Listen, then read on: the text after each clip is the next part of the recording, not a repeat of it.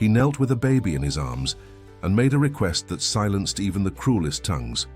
Before the woman everyone called barren, he saw a mother, a home, and a chance for a new beginning. What happened next will move you. Subscribe to the channel and hit the notification bell. The mud house stood at the edge of the Ceará backlands, where the huazeiro tree rarely provided shade, and birds of prey circled the sky without landing. It was there that Joanna lived, without children, without a husband, without hope. Ever. Since she had been called a barren woman by the women of the Ibiapina settlement, she had learned to live between thin walls and downcast eyes. Aloisio had left 6 years earlier, after 10 failed attempts to conceive, saying he needed a name that wouldn't die with him. Since then, the silence of the house had been her only company. The neighbors crossing the mud path stayed far away, as if the inability to bear children could be caught like a disease. Joanna continued with her skinny chickens and a goat with thin milk, aging without witnesses, except for the faded plaster saints in the oratory. The packed earth floor of her house creaked under her solitary steps as she bent down to light the wood stove every morning without purpose. What kept her alive? Perhaps pure northeastern stubbornness, the kind that doesn't allow us to leave life's bone before the right time. It was on a morning of warm wind that everything changed. Joanna was in the yard when she heard the hesitant trot approaching. It sounded tired, as if it had come from very far away.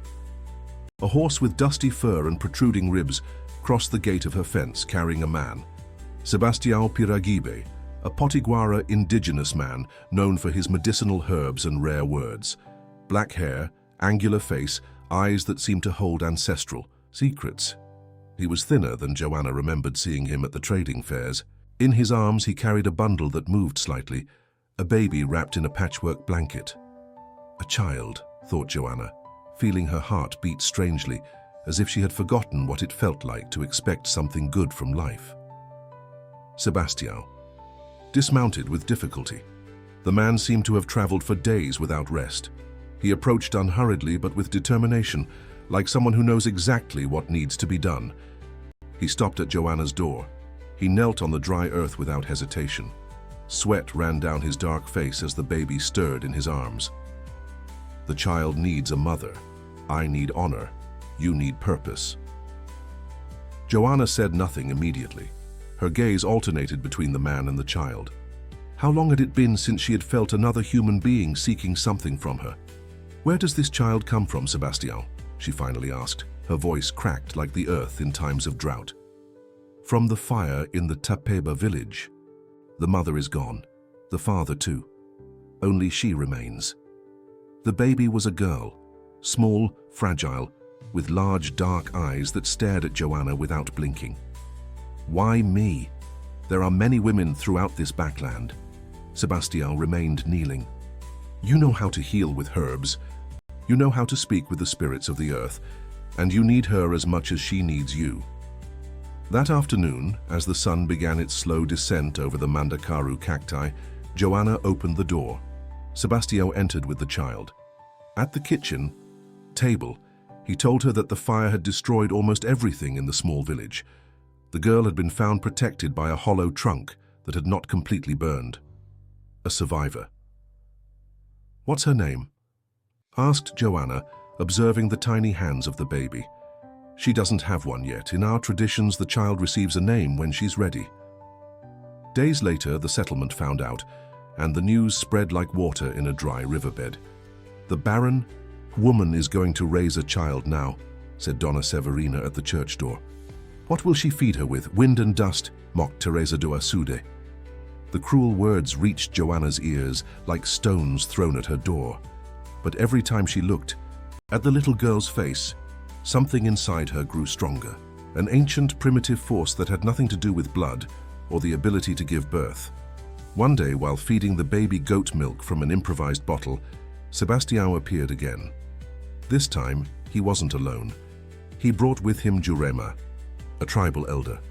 The old woman with white hair and skin as wrinkled as an ancient huazeiro bark approached Joanna with slow steps. Without asking permission, she touched the baby's forehead and then Joanna's. This is a child of fire, born twice. First from the womb of the mother who departed, then from the flames that did not consume her. And you. Her deep eyes fixed on, Joanna, you are a woman of waiting. Your womb did not bear, but your hands can create. That night, under the light of the bonfire lit in Joanna's yard, the small indigenous community held a simple ceremony. Joanna received a seed necklace and the blessing of the elders. There she wasn't the woman who couldn't bear children. She was the woman who chose to love. And when the baby was placed in her arms during the ritual, Joanna felt something she had never experienced before: belonging. A new beginning was germinating in that arid land, like the mandakaru flower that only appears when everyone has already lost hope in the rain. The first months were the most difficult. Jasi, as the girl was baptized during the ceremony, a name that meant moon in the Tupi language, cried all night. Joanna lost herself between improvised cloth diapers and manioc broths to thicken the goat's milk. Her hands, accustomed to weaving lace and planting in the dry yard, now learned the movement of cradling, of cleaning small wounds, of caressing to calm sudden fevers. The settlement watched from a distance, between low laughter and disdainful glances. She'll give up soon, Teresa Duasu debet when the women gathered to wash clothes. She has no milk in her breast, no mother's patience, and that little Indian will end up really getting sick. Meanwhile, the drought intensified. That year of 1958 promised to be one of the worst the backlands had ever faced. The reservoir was visibly receding, cattle were beginning to die in the fields, and even the most resistant cacti seemed to bow under the weight of the merciless. Senfatio, Sebastian appeared every fortnight, bringing medicinal herbs and sometimes a little flour or rapadura sugar. He never stayed more than a few hours. His eyes followed Jasi's growth with silent interest, but he maintained distance from Joanna, as if afraid of crossing some invisible boundary. During one of these visits, when the girl had already completed 6 months, he also brought disturbing news. Landowner Euclides Mendonça is saying that you stole the child. Joanna felt her blood freeze in her veins. Euclides was the most powerful man in the region, owner of half the lands around the settlement, and a friend of the Ibiapina sheriff. What do you mean, stole? Everyone knows where Hati came from. He said that Indian children should stay with Indians or go to an orphanage in the capital. He's saying he'll contact the Indian Protection Service. Terror took hold of Joanna. She knew what it meant for the SPI to get involved in this story. Hasi would be taken far away, perhaps to an orphanage in Fortaleza, where no one would know her origins, her stories, the meaning of her name. Or worse, she would be given to some rich family as a servant, like so many indigenous children Joanna had heard about. That night, as she rocked Jasi in the hammock, anxiety kept her from sleeping. The girl was already part of her. In the 6 months that had passed, every toothless smile, every small achievement, holding her head up, turning to the side, recognizing her face, had been like water on dry land. How could she allow them to take her away? 2 days later, the situation worsened. Donna Severina knocked on her door early in the morning. Her expression was grave, her lips pressed into a thin line. Joanna, I came to warn you. Euclides said at the store that he's going to send the sheriff here on the next full moon. He says a child needs a real family, not a barren woman playing at being a mother. The words were like lashes. Real family. As if love could be measured by the ability to give birth. As if Hasi hadn't flourished under her care despite all the negative predictions. And you, Severina? Did you come to laugh at my misfortune too? The older woman lowered her eyes.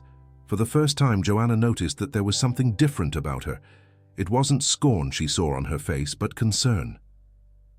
I came because I know what it's like to lose a child. I wouldn't wish that on anyone. Joanna hesitated. Everyone in the settlement knew that Severina's son had left for São Paulo more than a decade ago and had never sent news. If the sheriff comes, I have no way to stop him. He has the law on his side. The law of men, Joanna. But there are other laws, older ones. Severina took a small package from inside her dress. It was a scapular, the kind that northeastern mothers place around children's necks to protect them. Put it on her. And look for midwife Antonia in Serra da Capivara. She knows the ancient paths. As the woman walked away, Joanna stood holding the small amulet. The line of unexpected allies was beginning to form.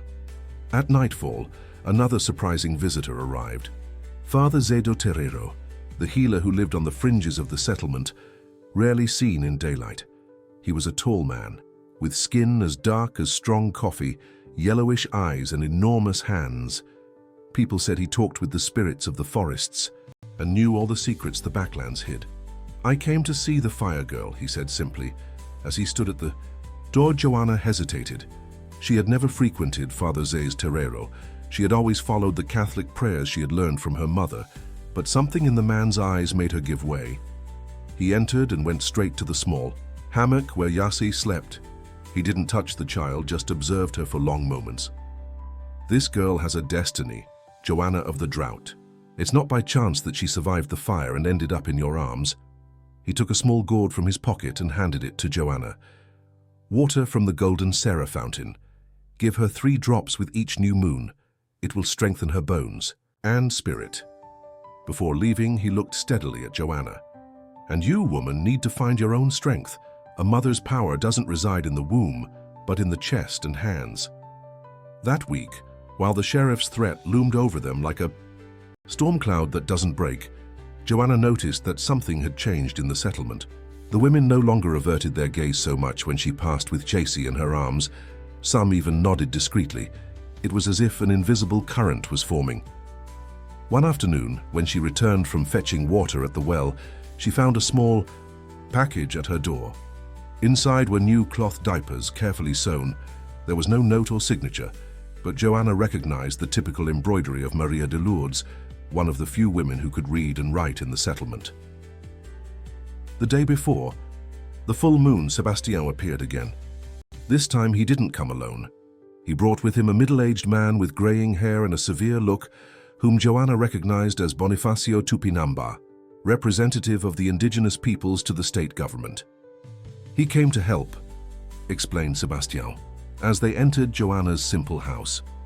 Bonifacio examined the documents that Sebastian had provided, an informal record of Hasi's origin, with testimonies from survivors of the fire.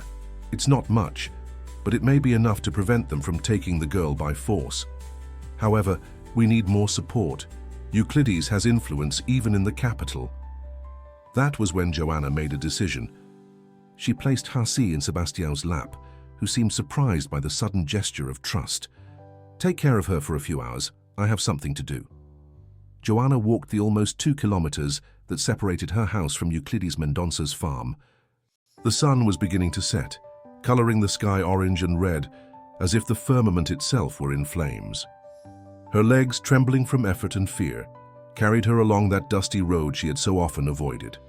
Bom Destino Farm was the largest property in the region. It was said that its lands went as far as the eye could see from the top of the hill.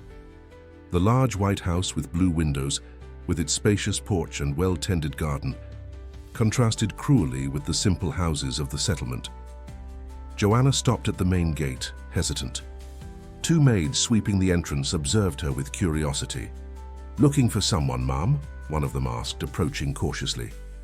"I need to speak with Donna Vittoria," replied Joanna, referring to Euclides' wife.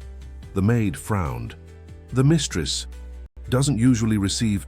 Tell her it's Joanna of the Drought. She'll know who I am." Minutes later, to the maid's surprise, Donna Vittoria personally appeared on the porch, ordering them to let Joanna in.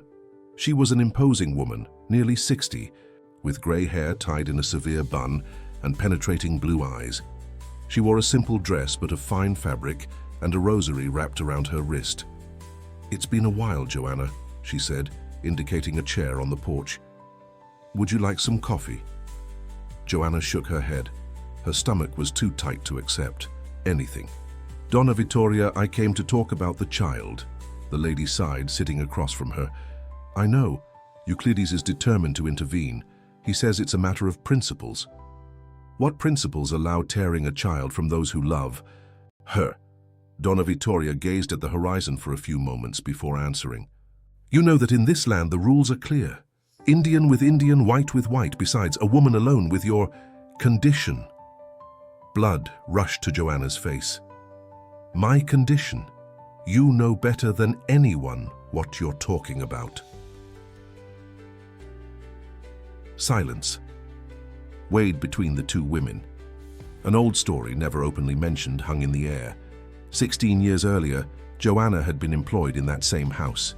At just 15, naive and frightened, she worked in the kitchen when she caught the attention of Augusto Euclides and Vittoria's eldest son. The young man, newly returned from his studies in Recife, didn't take long to corner the young maid in the dark corners of the big house. What happened next was hushed up with the Mendonça family's money and power. Joanna, violated and then discarded, was sent back home with a small sum and the veiled threat that something worse would happen if she spoke. Months later, when her belly began to grow, came the high fever, the blood running down her legs, and the midwife's diagnosis. You lost the child and may never be able to have another. Donna Vittoria lowered her eyes. That was a long time ago, Joanna. Time doesn't erase everything, Mom. Your son took away my chance to be a mother, and now your husband wants to take away the only daughter fate has given me. Joanna's voice trembled, but her eyes remained, dry, fixed on those of the other woman. Euclides doesn't know about this story. I never told him, but you know, and you also know what it's like to lose a son. Augusto had died a few years earlier in a car accident on the road to Fortaleza. What do you want from me, Joanna? I want you to stop your husband. Tell him, you know my character, that you know I'm capable of raising Hasi. You have influence over him. Donna Vittoria stood up, walking to the porch railing.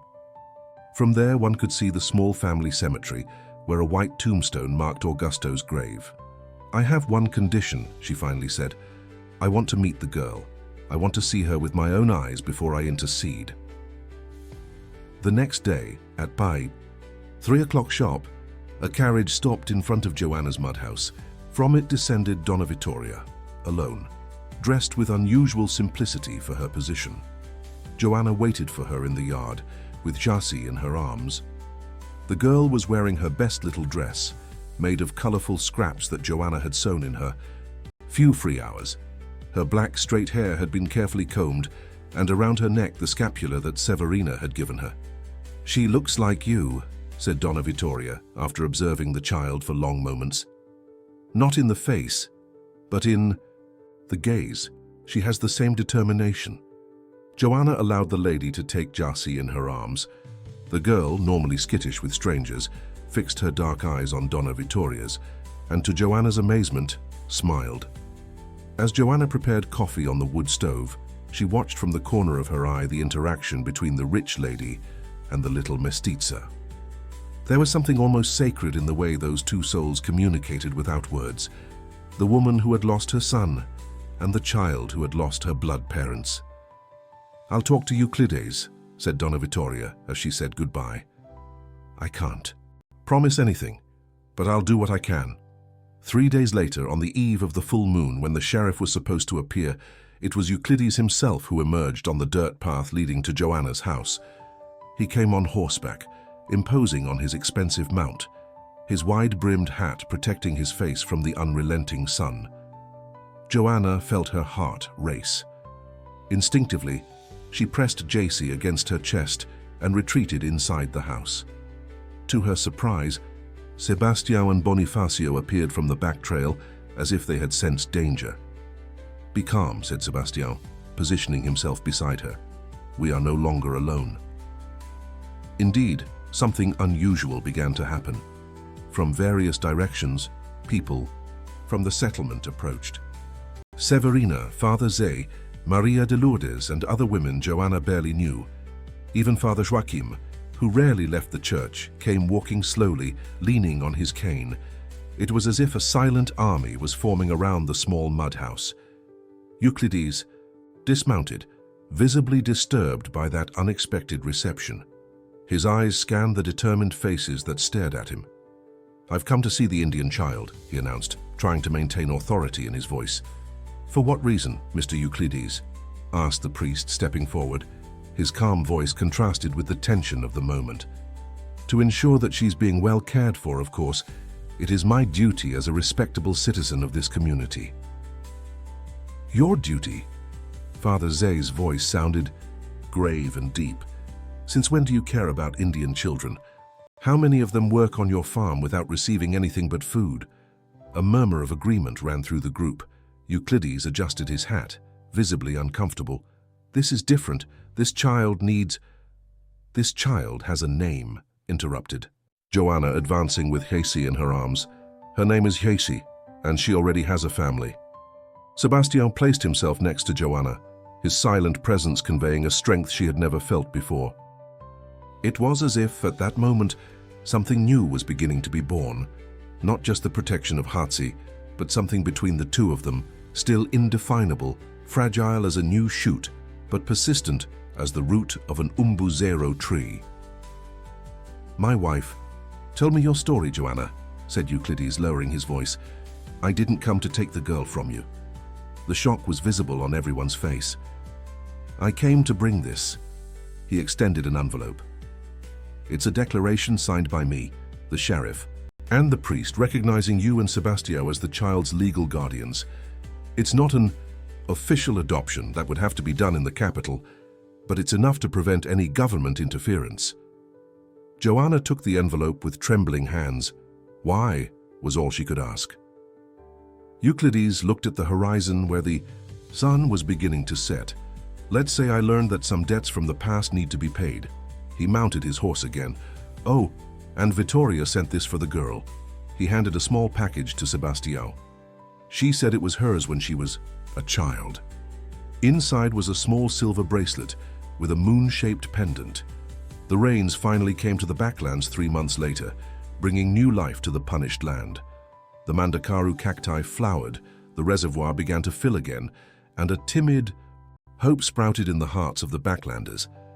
Jasi completed her first year of life during the first storm. The water that fell in torrents on the straw roof seemed to celebrate along with the small family that had formed against all odds. The settlement, which had previously observed with scorn, now watched with curiosity the unfolding of that improbable story. The birthday ceremony was simple but meaningful. In the yard of the house, now green with new grass, gathered not only members of the indigenous community who had welcomed Joanna as one of their own, but also some residents of the settlement. The aroma of fresh food and herbs perfumed the air, mixing with the smell of wet earth. The children from the village ran through the yard, their laughter echoing like music. Severina brought a corn cake, decorated with small wildflowers picked at dawn. Maria de Lourdes appeared with a new little dress for Hasi, sewn with colorful cotton fabric scraps, each piece chosen with special care. Even Donna Vittoria sent a gift, a small gold medallion with the image of Our Lady of Perpetual Help, a piece that had belonged to her own mother. "To protect the girl," said the note written in elegant calligraphy. Sebastio, who had gradually become a constant presence in the house, had built a special hammock for Hasi, using colored fibers that symbolized protection in his people's traditions. Each knot had been made with a silent prayer. Each interweaving carried a wish for strength and wisdom for the little one. That afternoon, while the rain gave a truce and a rainbow cut across the backland sky, something unexpected happened. Father Zay, who rarely participated in celebrations, appeared bringing with him a young man of about 20. The young man had the same yellowish eyes as the healer and carried in his hands a small Apache drum carved with ancestral symbols. "This is my son Tonho," Father Zay introduced. "He has the gift of vision." The young man approached Hasi, who was playing sitting on a mat on the ground. For a few moments he just observed her in silence, his penetrating eyes studying the child as one reads a sacred book. Then he began to play the Apache softly. The rhythm was hypnotic, ancestral, evoking something that seemed to come from the depths of the earth. The elders of the village recognized the beat. It was the call of the ancestors, rarely performed, reserved for moments of great significance. "This girl," said Tonho, his voice surprisingly deep for someone so young, "will unite the worlds that the white man separated. She will grow with her feet on 2 lands and her heart in many traditions." He looked at Joanna and Sebastio, who were side by side. "And you two will be the bridge she will cross to find her own path." The words hung in the air like the smoke from the incense that Jurema had lit. No one dared to break them with trivial comments. There was a truth in them that everyone felt, even without fully understanding. At night, when the guests had left and Hasi finally fell asleep, lulled by the sounds of the rain that had returned to fall gently, Joanna and Sebastião sat on the doorstep, observing the stars that shone intensely between the scattered clouds. The silence between them was no longer awkward, but comfortable, like that of people who have learned to share the essential without words. "Do you think it's true?" Joanna finally asked. "What Tonho said about Hasi uniting worlds?" Sebastião contemplated the sky for a few moments before answering, his profile cut against the night, like an ancient indigenous engraving. "My people believe that children born from great tragedies carry the spirit of the ancestors who protected them. Jasi survived the fire.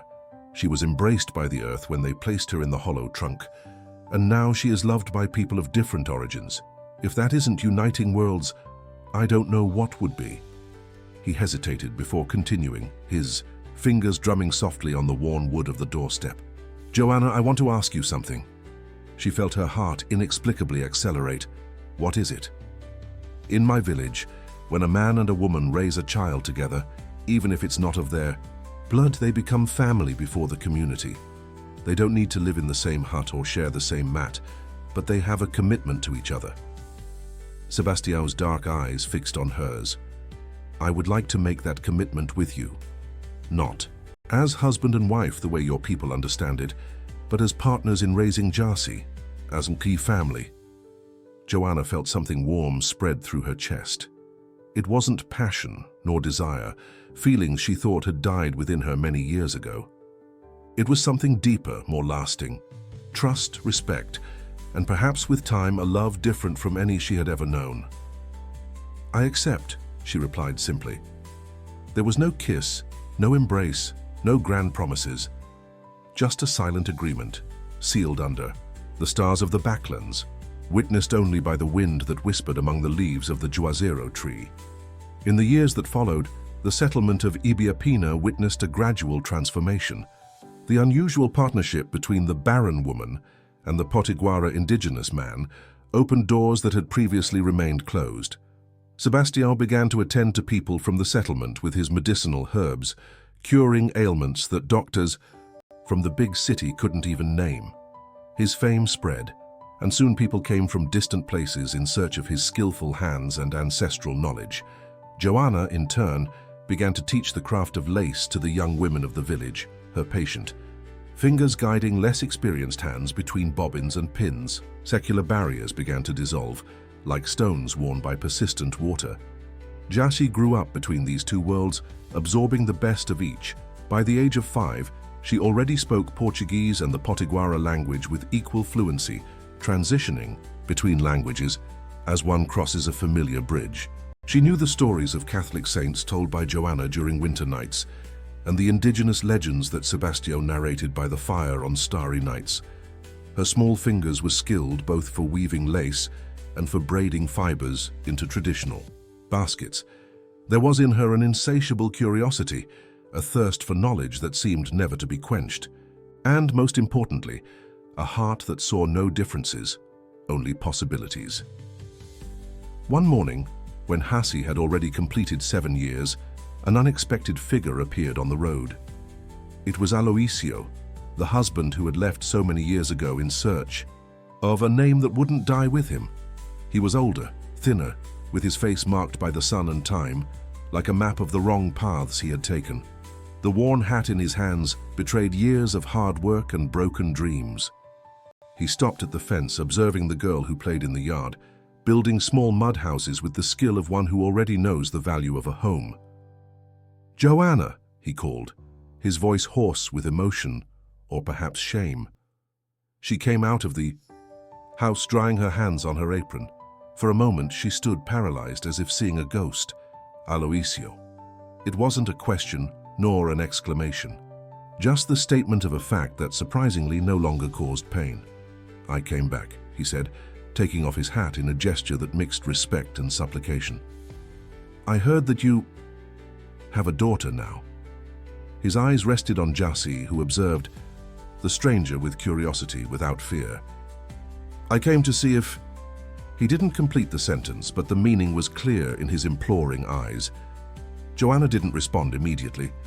She looked at her daughter, who now ran to call Sebastio, who worked in the back garden humming an old Potiguara song. "You can come in and have coffee," she finally said. "As a visitor, this house already has a man." When Sebastio appeared, with Yasi clinging to his leg like a small sentinel, there was a moment of tension. The two men measured each other in silence, recognizing in each other what they represented: past and present, abandonment and permanence. "Sebastião, this is Aloisio. He's passing through." The emphasis on the last word was subtle, but unequivocal. The coup. Indigenous man nodded, extending his hand in a firm gesture that allowed no dubious interpretations. After coffee served in an awkward silence, Aloisio said goodbye. Before leaving, he looked one last time at Joanna, like someone who finally understands the value of what he lost. "You seem happy." There was genuine astonishment in his voice. "I'm at peace," she replied. "It's not always the same thing, but it's what matters." He nodded, put on his hat, and left by the same dusty road that had brought him. Joanna didn't watch him walk away. Instead, she turned to her real family, not the one blood had determined, but the one her heart had chosen. The following year, the settlement of Ibiapina witnessed something unprecedented: the first joint celebration between its residents and the indigenous community of the region. It was held in the yard of Joanna and Sebastião's house, now expanded to accommodate the family that was growing not in number, but in meaning. There was food typical of both cultures, music that mixed ancestral rhythms and backcountry songs, dances that celebrated both the harvest and the spirits of the earth. The center of everything, connecting worlds with her radiant existence, was Yasi, the girl born of fire, raised by love, blessed by two traditions. When Hyachi turned 10, something extraordinary happened. The settlement and the village united to build a school where children from both communities could study together. They named it New Hope School, and its exposed brick walls, raised by white and indigenous hands, became a symbol of a barrier that had crumbled. The first teacher was Maria de Lourdes, who now learned about medicinal herbs from Sebastio and about ancestral stories from Jurema. Parents who previously wouldn't allow their children to sit next to little Indians now shared meals and knowledge. And Joanna, she became the storyteller, the one who brought to the children the legends of both worlds, showing that they didn't need to be separate. Her words, once silenced by pain, now wove bridges between generations and cultures.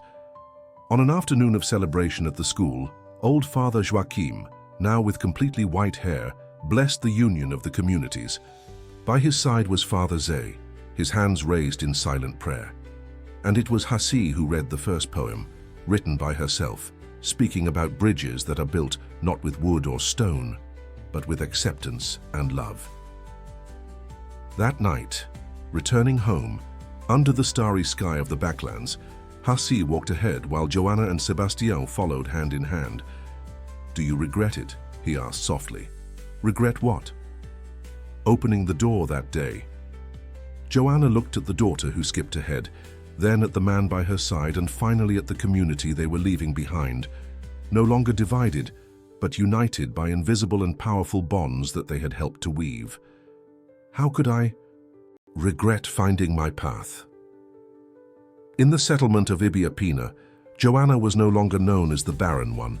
Now they called her she who made things sprout without planting.